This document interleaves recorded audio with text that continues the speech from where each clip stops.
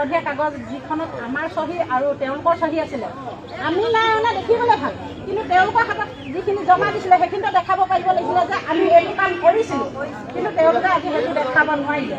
বাকীখিনি বা ক'ব পাৰিলে হ'লে আমুক দিনা পেপাৰত আমি দিছিলোঁ, চবেই পেপাৰ নপঢ়ে, কিন্তু সেইটো এটা জ্বলন্ত উদাহৰণ তেওঁলোকে দেখাব নোৱাৰিলে।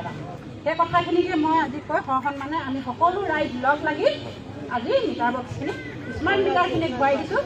আৰু যদি আমাকতো এতিয়া কাৰেণ্ট লাগিবই, সেই কাৰেণ্টটো আমি তেওঁলোকে যেতিয়াই যায় এই অফিচৰ পৰা মানুহ গৈ আমাক আগৰ পুৰণা মিটাৰটো লগাই দিয়েগৈ নে কি কৰে সেইটো তেওঁলোকে কৰক, তাৰ বাকী আমি কিন্তু কাৰেণ্ট লগাম।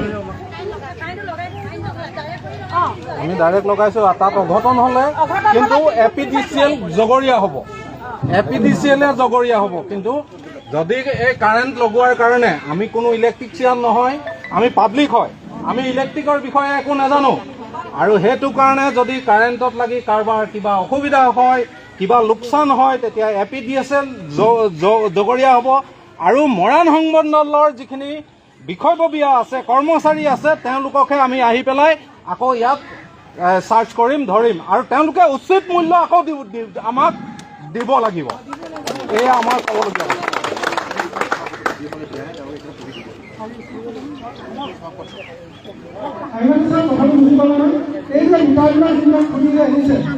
আৰু এই গৰমত ল'ৰা ছোৱালী ঘৰত পঢ়িব লাগিব, আমি কাৰেণ্টৰ পোনপটীয়াকৈ লগাই লৈছোঁ।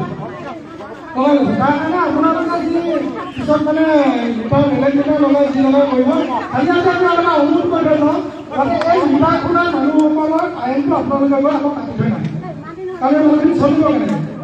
আৰু এই তাৰ বিকল্প হিচাপে আপোনালোকে যি বেলেগ মিটাৰ লগাই কি লগাই আপোনালোকে ওচৰ সদস্যজনৰ লগত কথা পাতি আপোনালোকে এইখিনি ব্যৱস্থা ল'ব।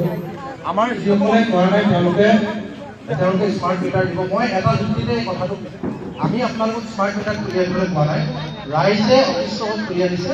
কিন্তু এই পৰ্যায়লৈ কিয় গৈছে মই APDCL দাদাসকলক অনুৰোধ কৰিছোঁ, তেখেতলোকে এটা কথা অনুধাৱন কৰক, তেওঁলোকৰ হাতত সকলো প্ৰশ্নৰ উত্তৰ নাই, আমি জানো, এইটো চৰকাৰে শক্তি বিভাগে ডিচিশ্যন ল'ব।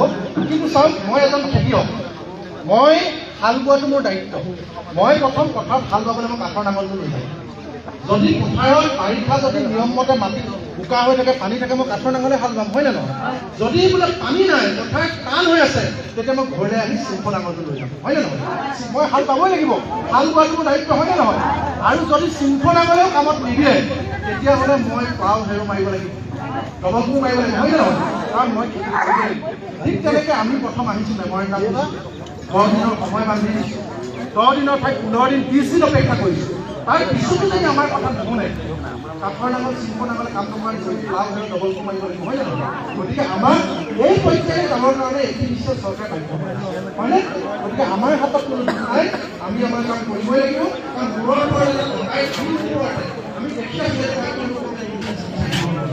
গতিকে কোনো ধৰণৰ যাতে অপ্ৰীতিকৰ পৰিস্থিতি কৰিবলৈ চেষ্টা নকৰে, কাৰো ঘৰত যাতে পুলিচ পঠিয়াই দাদাগিৰি নকৰে, সেইটো মই সকীয়াই দিছোঁ। আৰু যদি পঠিয়াই তেতিয়াহ'লে জ্বলাই APDCL তামোল পাণ হৰাই মানুহে ক'ব খুব যায়, বাঘৰ নেগুৰে কাণ খজোৱা হ'ব নহয়, বাঘৰ নেগুৰে কাণ খজোৱা হ'ব নহয়, সেইকাৰণে নকৰে। তেওঁলোকো একো উত্তৰ নাপায়। আমি আজি সসন্মানে আমি